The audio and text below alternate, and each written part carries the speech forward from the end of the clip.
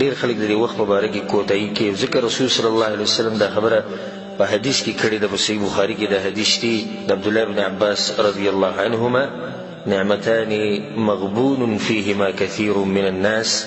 رسول الله صلی الله علیه وسلم وی دوه نعمتونه دي چې دا خلک دا غیب مبارک په دوکه کې پراته دي، یا دوه نعمتونه دي چې خلق داغي قدر نه کوي او داغي قدر ورته نه معلوم.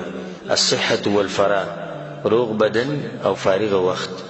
نه دا روغ بدن چې د الله سبحانه وتعالی غټ نعمت دی، نستا بدن روغ دی، نستا خپل لاسونه کار کوي، ستا دماغ کار کوي او ته مونږ او داس کولای شي، ته عبادتونه کولای شي، هر قسم بندګي د الله سبحانه وتعالی کولای شي، سوال او بیان شي کول.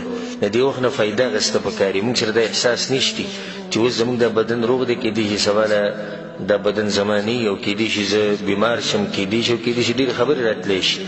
او موږ خپل سترګو دي چې خلک لیدلي چې دا غوي روغ بدن او نن وی یا په هسپتالونو کې پراته دي یا په کور کې پراته دي، خو د بدن صحیح سه کار نه کوي، یا ګرځېدی نشي یا خبرې نشي کولی. نه دا مرضونه په موت باندې راتلی شي. الله سبحانه وتعالی ټول مسلمانان د مرضونو په امان کې ساتي، خو راتلی شي څه پته لګي. د دې روغ صحت قدر کوي. او دویم فارغ وخت، د دې وخت هم د انسانانو سره چې قدر نشته.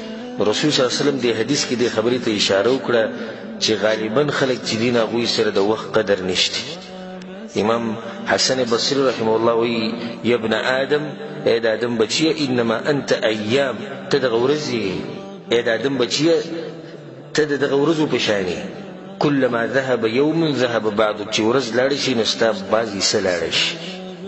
د دې ورځ ختمېده د زمون ختمېدلي، دا څه وړه خبره نه ده. د یوې ګنټې ختمېده د زما او ستا ختمېدلي، د یوې ورځ ختمېده زما او ستا ختمېدلي.